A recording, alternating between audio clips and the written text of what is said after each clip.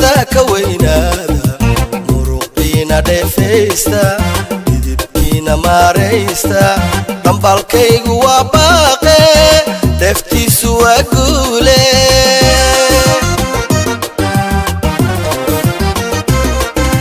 دالي يخيك عطوسا ديدبكي حرقها قوستا ديدي أي سيدي قوشا سيدي قلوغ ديلودا دعاديدكو ودالي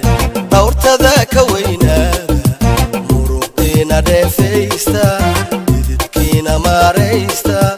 دنبالكيغ وباقي دفتيسو أقولي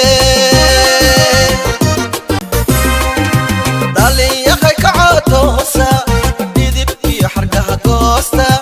ديدي أي سيدي قوشا سيدي قلوغ ديلودا دعاديدكو ودالي دورت ذاك وينادا مروقينا ديفيستا صدح قلبه ما kusoo koobi doona ururka himilo marka hore himilo waayo markii xigta himilo maanta halka muxuu ka qabanayaa marka saddexaadna himilo halkee lagu socdaa marka hore hadaan himilo idin baro himilo waa urur dhalinyaro oo isugu timid inay ka qayb qaadato horumarka bulshada iyada oo caawinaysa dawladda hay'adaha dawladnimo ma hana qaado wax ma qabato hadaan bulshada wax la qabanayn sida la ka muuqato waa xildhibaanadii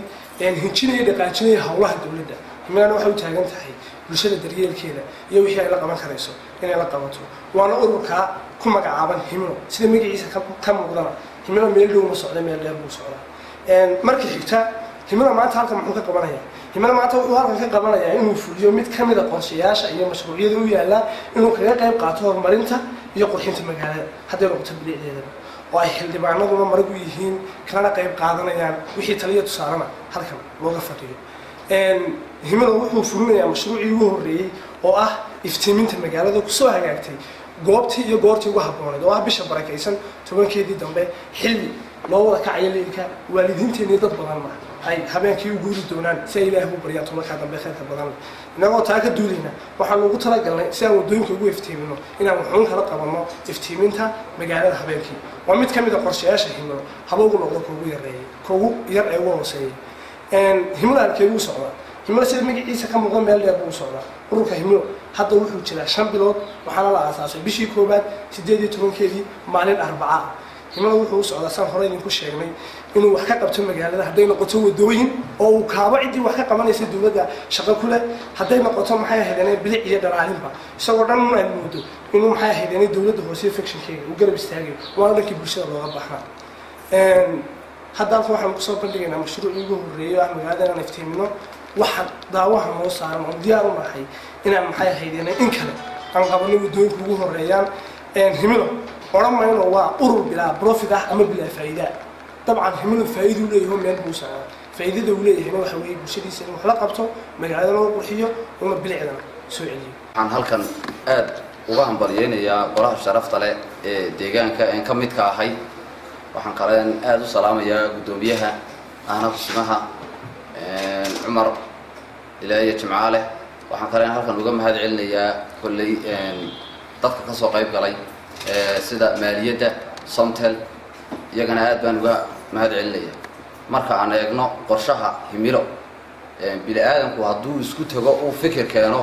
wixii dawladda hoose iyo bulshadaba waa waxyaabahan wada qaban karno aan doonayno inaynu bulshada ka muujino fikirkuna wixii qofku ka yimaadaa dad badan adhow iska qabta markii aan eegnay fikirkan ee aanu garanay inaanu ka qayb qaadan karno wadooyinka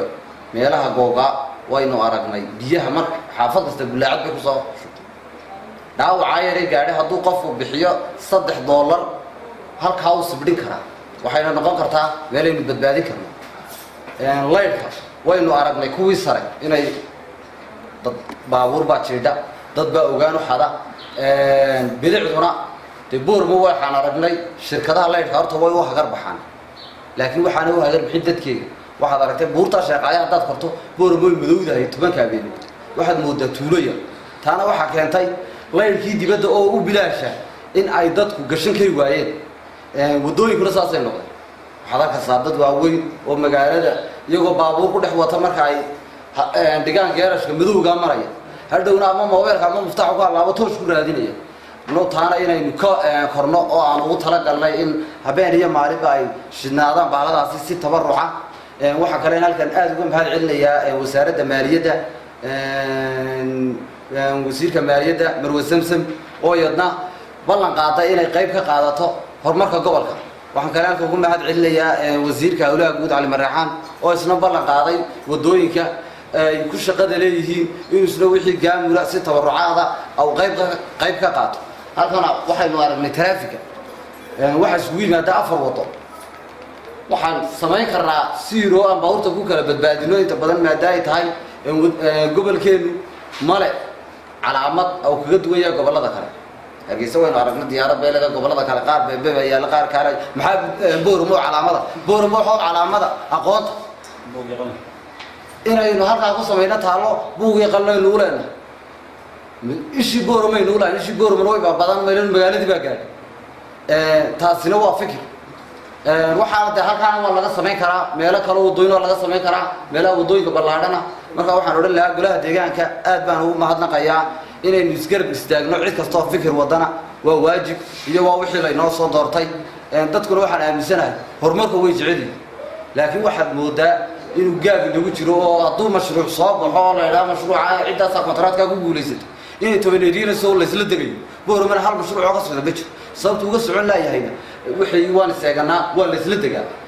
dadkeennana waxaa keenay waa camal la'aanta oo haddii qof kasta oo maanta wax qabanaya ama loogu duceeyo waxaan u malaynayaa in maxay ahaydee kuwa kalena ay qaban karaan laakiin qofkii haddii mijaha la gooyo kuwa kalena sidaan bay noqdaan marka waxaan odhan lahaa aad baan u hambalyeynayaa dhammaan cid kastoo ka qayb qaadatay waxaan kale halkan uga hambalyeynayaa barsaabka gobolka oo isna maalmihii fikirkan aan keenay ballan qaaday inuu qaybtiisa ka qaato urur dhalinyaro ah oo firfircoon oo ka damqaday in ama ku fikiray inay magaaladooda madow ay iftiimiyaan aad iyo aad baan uga mahadnaqaynaa waana ku hambalyaynaynaa iftiimi boorama himilo haddii ay qaadatay annaguna wax la berber taagannahay maadaamaanu nahay arrimihii bulshada anaa wakiilkii aan weliba ahay guddoomiyihii guddida arrimaha bulshada ee golaha deegaanka degmada inaan kala qayb qaadanno wax kastoo inooga baahdaan aan la qabanno haddii ilahaydmo sida ay halkan uu ka dhawaajiyay xildhibaan xayte oo ah xildhibaan isagu aad iyo aad ugu jajaban qaybaha dhalinyarada iyo waxqabadka ay wadaan ay gacanta ku hayaan in mar walba hormuud ka ahaado wakiilna nooga ah inta badan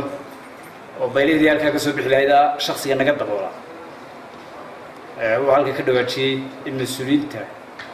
dowladda oo ugu horeyso wasiirka wasaaradda maaliyadda jamhuuriyadda somalilan samsom cabdi aadan oo ah iyaduna runtii shaksi si gaar ah la xojeclo uga qabta gobolka in iyaduna u ballan qaaday inay wax kala qaban doonto haddii ilahaydmo iyadana aad iyo aad baan ka golo ahaan aan ugu hambalaynaynaa gaar ahaan haddaanu nahay weliba waaxdii arrimaha bulshada aad iyo aad baan dhammaantiin shirkadaha iyo cid kasta kasoo qayb gashaba inaynu hawshaas sidaynu wada dhaqaajina dhinacyadunu qaban lahayn aynu falankeeda galno anigoo ka socda shirkadda Tilsom Electric Company maaha horta marka ugu horreeyay bilicda magaalada ee la khashaafada lagu xidho marar badan oo dhalinyaro badan oo hore ay xil qaameen ay way jirtay inkastoo halkii uu laga haray wuxuuna haddii meesha laga haro horta waxa weeye waxa uu noqdo waxa loo baahan yahay annagu oon mar walba diyaar u nahay maadaama magaaladu ay tahay magaaladii annaguna aan ka ganacsanaynay aanan u dhalanay inay bilicdeedu qurux badnaato fiicnaato diyaar baan u nahay inaan wax badan oo dee mataqaana wixii lanooga baahdana aan garab joogsano aan ka mid noqono dadka bilicda ka shaqaynaya heega diyaar baan u nahay wayna ku mahadsan yihiin qoladan maanta bilowday waxaana leeyahay niyo maanta halkaa oo kasii wado oo bal halkii ah ka soo noqonine bilicda wax badan baa laga bedeli karaa oo la kordhin karaa bal mataqaana halkaa ka sii wado oo mataqaana assalaamu calaykum waraxmatullahi wabarakaatu bacda salaan xaflad aad u qiimo badan oo muhiim u ah dhammaanba in laga wada qayb qaato ayaan maanta fadhinaa وبلوغيدنا dhalinyar oo caafimaad qabto aad u firfircoon hawsha ay wadato xilligan fikirka lahaa laguna taageeray oo doona helin baalasha ku doonaya maanta waxa soo bandhigay ani keligii waxba qabteen iyagana aad iyo aad baan uga mahad celinaya waxaan lahay jazakumullahu khayran ilaahay baa niga abaalin waxa jirtay muddo 2011 meelaha ku beelneed urur dhalinyaro oo la oran jiray iftiimi boorama aan dhowr qof ku bilownay annagoo markaas ka soo shoogayn oo Cumar Cismaan ka hangal wada nagu ahaa shirkaduhuna Allah ka jisaysiiyay markaa boorama power station iyo African online baa ka qayb qaateen shiritaankay meheradahan loo xil saaray repairingkayga dawladda hoose ay iska lahayd abase haatay muddo markay shaqeeyeen dhammaantood baabay wax kasta mar waa la bilaabi karaa laakiin waxa qurux badan lagu maintain garayo in la ilaaliyo halkiisa lagu ilaaliyo waa xabadda laambada ah maanta qiimaha qaali inagu joogtaa haddii guluubkeeda la gelin waayo beri tolooyadoo dhan ayaa dhimanaysa shalay markaan halkan kursiga ku fadhinay 29 xabadood baan taagnay wadada dheer ee Boorama Hospital ka hormaraysa xabadii waxay nagu taagneed lacag ku dhow $1900 halka xabee taagan 1900 bay nagu taagneed maanta xabad ka shidan ma jirto dhowr xabo oo shacabku ay ribeer garaysteen oo cabdikeed iyo kamid yahay mooyaane wixii kale oo dhan way baabeen marka haddii fikir kasta oo aan bilowno ama qurux kasta oo aan bilowno ama himilo kasta oo hiigsanayno marka la dhameystiro ama la gaaro halkii lagaga hado de waa baaba waxa ku xiga marka bulshada waxaan faraynaa in iyadana ay waxaasi gaar yeelaan oo ay ilaaliyaan oo ay joogteeyaan oo hadba waxa yar ka dhinaada sideeda loo buuxiyo oo hay'adaha u gaarka ah oo ay koob dawladda hoose ka tahay oo anagu magaranaysaa awaamirteedii iyo boolisigayna inaan dejinaa inagu waajib tahay cid adoonna baan saarno haddaan inta loo hayn waa la qaybin karaa xabad kasta 4 meheeradood ama 4 meheeradood ama 4 guriyo u dhow ayaa loo xil saari karaa loo oran karaa maanta wax ka haysan noqdaan soo sheega waysan hayn idinku badal repair gareeya alaay xal in wixii la ilaaliyo waa wax aad u qurux badan qodobka labaad ee muhiimka ah waxa weeyaan wasaaradda maaliyadda oo ay nagala fadhiyaan ku xigeenkii cashuuraha bariga iyo sargaal ka tirsan wasaaraddaasi oo ay wakiil uga yihiin wasiirka wasaaradda Marwa Samsam aad iyo aad baan uga mahad celinaynaa ballanqaadka fiican ee sameysay intaa ka sakow shirkadaha Somtal ay noo joogto Telesom ay noo joogaan Allah ka jisaysiiyay iyaguna hiliyo hobo inala garab joogaan ee karaankooga hadday jeebkooga noqoto iyo haddii ay noqoto mas'uuliyiintaba xaqul fidridina way jirtaaye macaashiyadana waxaan u leenahay ka iftiimiyo turanturada inta baasha bariisuna ku qaybinine ya iftiimi goorada saaqox badan himilo noogu dhiibo wixii aad noogu dhiibaysaan khayr Allah siiya afar wadan oo iftiimiyaan iyagana leenahay waxa kale oo ballan qaadayaan bulshada magaalada Boorama oo dhan aan faraynaa shirkaduhu waxay siiyeen guri kasta hal guriga bilaash oo albaabka ugu yaala والما هلك الدولار أدبر جهرتي إذا كل شيء أنا iftiiminaysa سكده كاسو horjeedo oo dhaba culays inagu noqotay bilaa عليكم boora ma waxa leenahay madowga ha hursanine guriga walba xabad la yiraahdo bilaashay xabadda guluubka iska geliya oo haddaad gelin bakari weydaan oo yaala shirkadda warkaale islaanka la kale la soo dalay waxaad arkaysaa 4 sano 5 sano ka hor guluubkii ay ka gubto iska laalaada oo guriga walba la shiday ya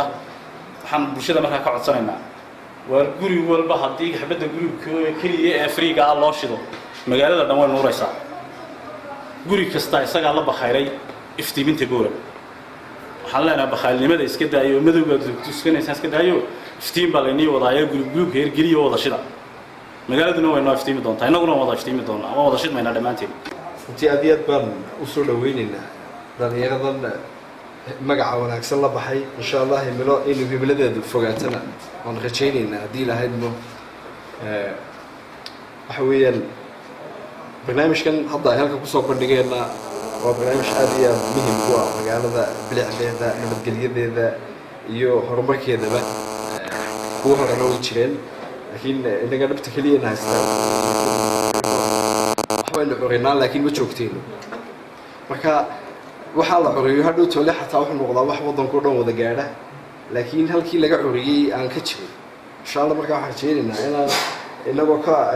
ku qaadanayna waxaan ku dhaha waarignimada hore inaanay noqonin sidii kuwii hore ay naga noqdeen inaanay naga noqon shirkadani oo aan halkaa lagu joojinin anaguna diyaar baan idinnahay wax kasta oo taageero ana waan idinla garab joogsan doona haddii ay noqoto bahalaha tiradooda la badiyo iyo joogtayntoodaba implementationka waxaa ka muhiimsan waxa weeyaan joogtaynta waxaa kaloo jirta tusaale ahaan jidadka oo kale jid marka la dhiso had iyo jeer dhisidda hal mar bay dhacdaa laakiin in wixii uu jiro oo la joogteeyo innaga aad bay noogu adag tahay waxaa jirtay qodobka waddada dayactirkeeda ama hagaajinteeda waxaa nagala shaqayn jiray qaybta Sheekh Cali ragga uu ka mid yahay xildhibaan hay'adda iskaashatada basaska ayaan ka wada shaqayn jiray marar badan hore iska kaashanay oo kabitaan ku sameynayna way jirtaa qoladii aan ku xidhnayneen la shaqayn jirnay ama GPLG-ga la odhan jiray dalbadii sano u dambeeyay mashruuc uu taagan yahay xagga uu ka taagan yahayna maaha dawladaha hoose Soomaaliland oo dhanba wuxuu ka taagan yahay waa xaggii qoladii joint programkan ku wada jiray hay'adaha insha allah waxaan rajaynaynaa in dhawaan la soo sii daayo walaa kolka doorasho wax la galayo adduunka dib u joogsadaan waxay dhacdaa goobtaan ogaano ama cidda dambe iyadoo dhiirasho la galaynaa doorashooyinka ay waxba malaha dib u dhigay ilaa hadda warkeedu cad ma hayno iyo mashruuc oo markii hore qorshihiisu ahaa in loo bedelo mid horumar oo kala laakiin weli haddana kii horena lama sii wadin mashruuca dambe hindiseeda lahayeen lama bilaabin